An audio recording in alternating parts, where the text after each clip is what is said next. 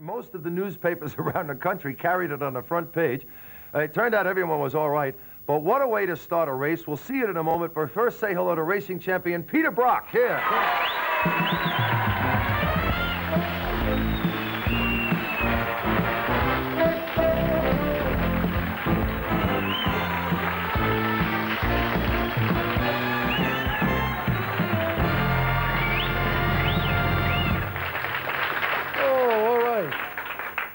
They tell me that this is the first wreck or first car smash you've had in 15 years. Yeah, it really is, I suppose, Don. It's, you often can put a scrape down the side of a car. You don't really count those, particularly if you keep on driving. But, yeah, that's the first one, and hopefully it'll be another 15 years before the next one. There would have been other technical things would have gone wrong with cars that you've driven. I mean, they would have broken down or wheels didn't work and things like that. But, I mean, actually have a smash. This is the first time. A lot of people have said that I've been a little bit fortunate because a wheel might have fallen off as you're driving into the pits or something like this instead of 150 mile an hour down the main straight. But I guess sooner or later that circumstances are going to be there that you're going to have a crash. Okay, well, let's show everybody what we're talking about. We'll see it in regular motion. You have to watch, as you're looking at your television screen, I'd suggest you look on the left-hand side. There is a red Chevrolet Monza. And it's going to do tricks. Peter's driving. This is his I haven't seen it. Here it comes. It's on the far left. That's his car. Look at this. Okay, folks, here we go. Well, and they're doing tricks. Oh. Well. Well, now you've had a look. That, eh?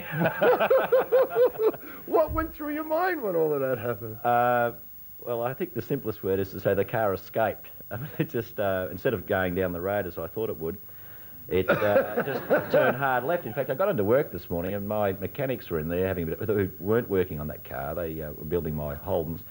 They said, did you really have to stop and sign that autograph? I mean, why'd you turn hard left in the spectator area? You see, and all sorts of jokes. How come it swung left like this? Somebody clipped you in the back or something?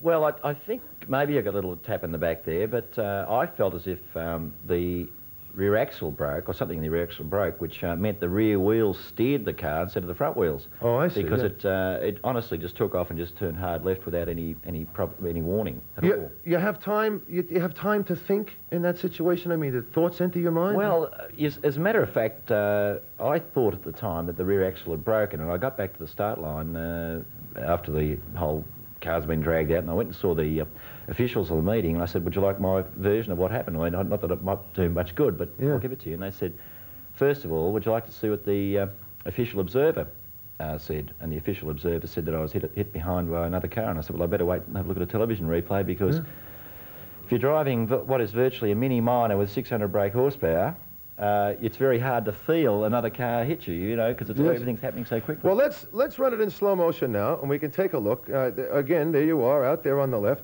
Who was the guy who was straight up in the air with the car?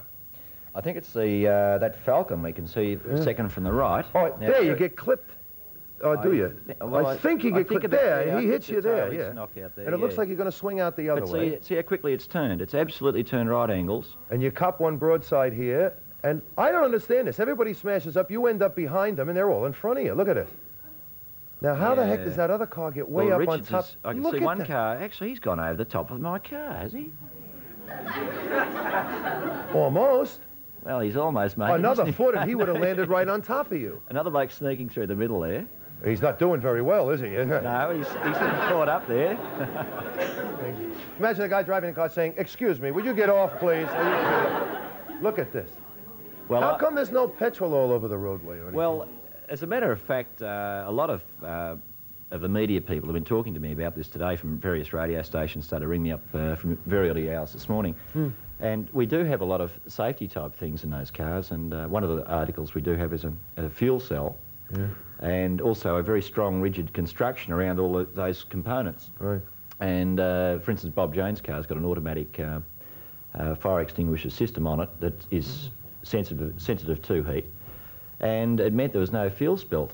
And honestly, one of the things that we always like to think in motor racing that we're doing is we are making better cars for the future. I was just about to say that to you. A lot of the advances that come in modern cars, a lot of people don't realize, it come from the auto racing industry, where they try these things out.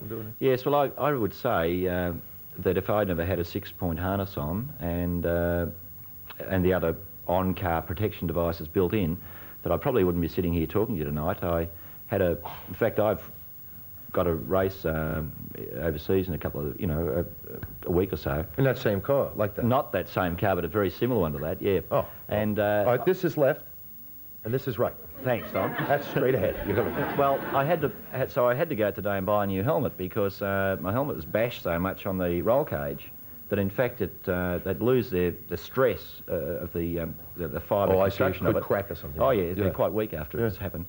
And I'd say if I hadn't had that helmet on, I would have. In fact, I've got a bit of a sore neck tonight, but not bad, Hey, not after a simple. Hey, look, fight, you're sitting here, you're healthy, and you're going to race again in another car. Yes, in about 2 weeks' time. Yeah. Good luck. We'll talk to you then after you come back from that. Thank you. Peter Brock.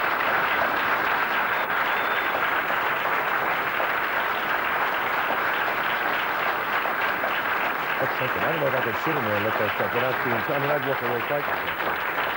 No, I mean, I would walk away really quick. One of those. Do you know who Al Jarreau is? Do you know? No, I don't.